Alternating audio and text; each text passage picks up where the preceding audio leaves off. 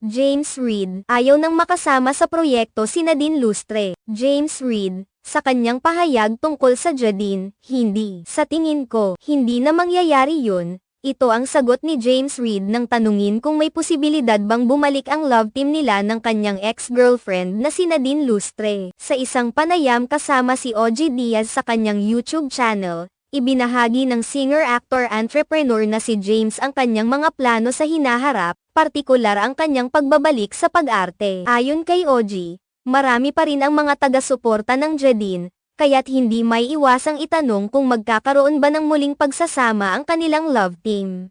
Maraming suporta at talagang nagpapasalamat ako dito.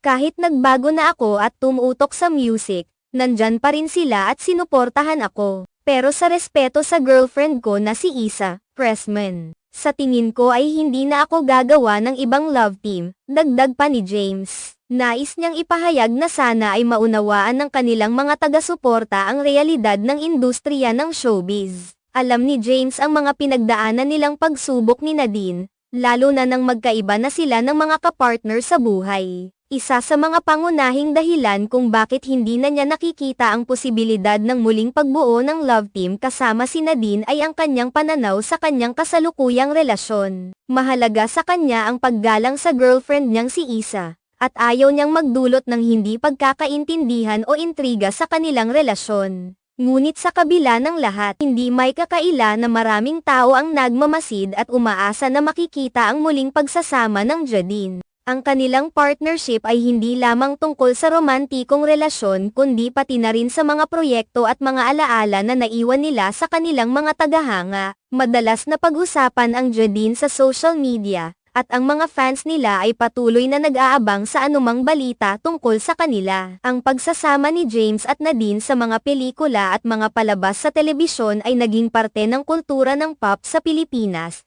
kaya't hindi madaling kalimutan ng mga tao ang kanilang love team. Sa kabila ng kanilang mga sariling landas, umaasa si James na ang kanilang mga taga-suporta ay magiging masaya para sa kanya at kay Isa. Gusto niyang ipakita na siya ay handang lumipat sa bagong yugto ng kanyang buhay at karera. Alam ko na may mga mahihirap na pagkakataon na pinagdaanan kami ni Nadine.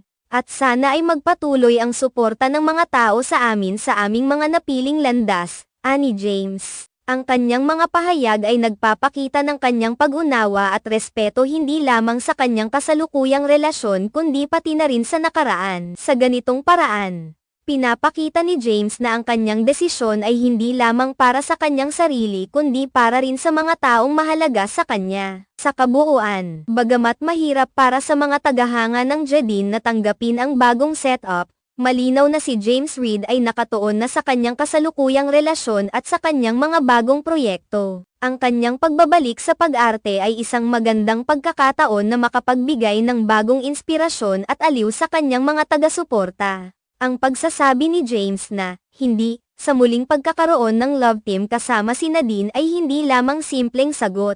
Ito ay isang pahayag ng kanyang pag-unawa sa kanyang kasalukuyang sitwasyon at ang pagkilala sa mga nakaraan, habang patuloy na lumalakad patungo sa hinaharap.